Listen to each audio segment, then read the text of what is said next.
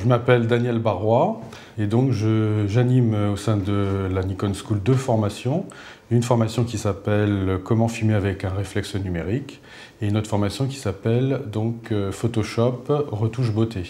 Et à l'origine, moi je suis un autodidacte, donc j'ai vraiment tout appris par moi-même et je sais qu'à l'époque, j'aurais vraiment bien aimé avoir quelqu'un qui m'aide en fait lors de mon apprentissage. Donc j'aurais gagné énormément de temps si j'avais pu avoir quelqu'un qui me coach, quoi. Et j'essaye de faire ce que j'ai pas eu, quoi. C'est-à-dire en gros de leur donner des clés pour qu'ils aillent plus vite dans leur apprentissage. Bien sûr, ça sera toujours à eux après de faire le plus gros du travail, mais je suis là éventuellement pour leur donner le coup de démarrage, quoi. Donc moi ce que j'essaie de leur insuffler principalement, c'est la curiosité. Parce qu'en fait, les matières dans lesquelles je travaille sont des matières qui sont extrêmement évolutives. Les réflexes évoluent à la vitesse de la lumière, on est passé d'un réflexe basique maintenant à un réflexe très compliqué. Il y a eu une époque où on acquérait une expertise et on pouvait la garder pendant 30-40 ans, on faisait une carrière avec ça. Maintenant, une expertise, elle dure 1 an, 2 ans, pas plus. Au-delà des 2 ans, il faut absolument se reformer, il faut aller au-delà. Un logiciel comme Photoshop, il a une mise à jour tous les 2 ans.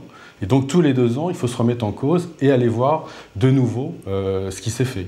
Donc moi, ce que j'essaye dans ma formation, non seulement c'est de leur apprendre, mais de leur insuffler cette curiosité, cette passion qui va faire que d'eux-mêmes, après, ils vont eux-mêmes aller évoluer. Le conseil principal, c'est d'arrêter de voir la photo, quand on fait de la retouche, c'est on arrête de voir la photo dans le réel et on se met à voir la photo par rapport au prisme de son inconscient, j'irais jusqu'à dire. C'est-à-dire qu'on va fabriquer une photo qui va devenir son propre jouet, quoi, et non pas la photo d'une illustration du réel. Et donc c'est comme ça qu'on va bien sûr arriver à faire des photos qui sont extrêmement personnelles. Enfin, si j'ai une qualité, c'est d'essayer d'extraire tout ce qu'il y a de pratique dans de la théorie. Je ne suis pas du tout un grand fan de tout ce qui est théorie, donc quand je fais des formations, j'insiste toujours sur le côté extrêmement pratique de la chose.